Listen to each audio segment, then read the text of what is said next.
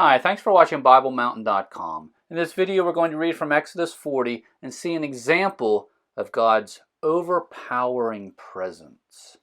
The context of this is the Israelites are at Mount Sinai. They are erecting the tabernacle. Once it's erected, God filled the tabernacle. And in His filling that tabernacle, we see this example of God's overwhelming power and presence and authority. So let's take a look at this. Exodus 40, beginning of verse 17. Now in the first month of the second year, on the first day of the month, the tabernacle was erected. Moses erected the tabernacle and laid its sockets and set up its boards and inserted its bars and erected its pillars. He spread the tent over the tabernacle and put the covering of the tent on top of it, just as Yahweh had commanded Moses. Notice as we read through here, we continually see the phrase that Moses did things just as Yahweh had commanded. Verse 20. Then he took the testimony and put it into the ark and attached the poles to the ark and put the mercy seat on top of the ark. He brought the ark into the tabernacle and set up a veil for the screen and screened off the ark of the testimony, just as Yahweh had commanded Moses. Then he put the table in the tent of meeting on the north side of the tabernacle outside the veil. He set the arrangement of bread in order on it before Yahweh, just as Yahweh had commanded Moses. Then he placed the lampstand in the tent of meeting opposite the table on the south side of the tabernacle. He lighted the lamps before Yahweh, just as Yahweh had commanded Moses. Then he placed the gold altar in the tent of meeting in front of the veil, and he burned fragrant incense on it, just as Yahweh had commanded Moses.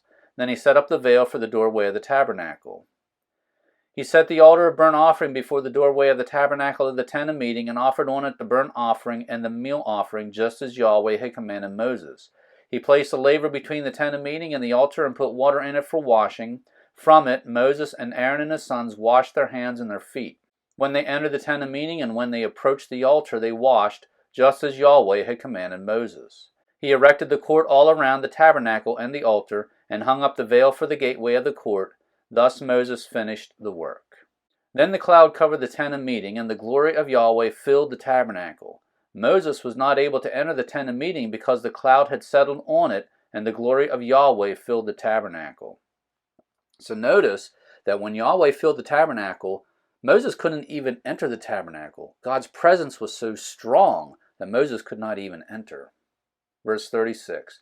Throughout all their journeys, whenever the cloud was taken up from over the tabernacle, the sons of Israel would set out. But if the cloud was not taken up, then they did not set out until the day when it was taken up. For throughout all their journeys, the cloud of Yahweh was on the tabernacle by day, and there was fire in it by night, in the sight of all the house of Israel.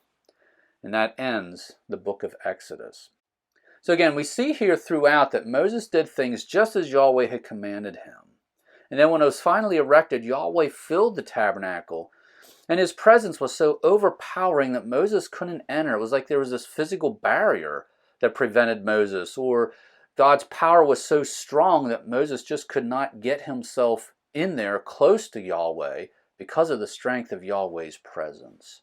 And there's a lesson in here for us that God is much, much bigger, much, much powerful than we think of and we can imagine. There's a lot of people on earth, and there's a lot of big people on earth.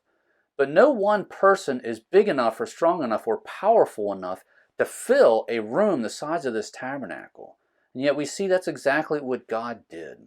And that indicates to us how big God is, how strong and powerful He is. And that's the God that we serve. That's the God that we are going to stand in front of someday and give an account of our life.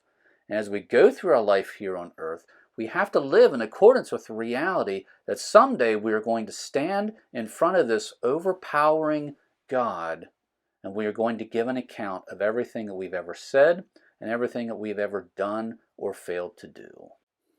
If you haven't joined my email list yet, please do so. First of all, it is free. By signing up, you get immediate access to all my free content. It'll be delivered right to your email inbox. This is the best way to make sure you don't miss out on any of my free content. In order to sign up, go to BibleMountain.com, click on follow. There will be a place there to enter your email address. Once again, thank you for watching BibleMountain.com.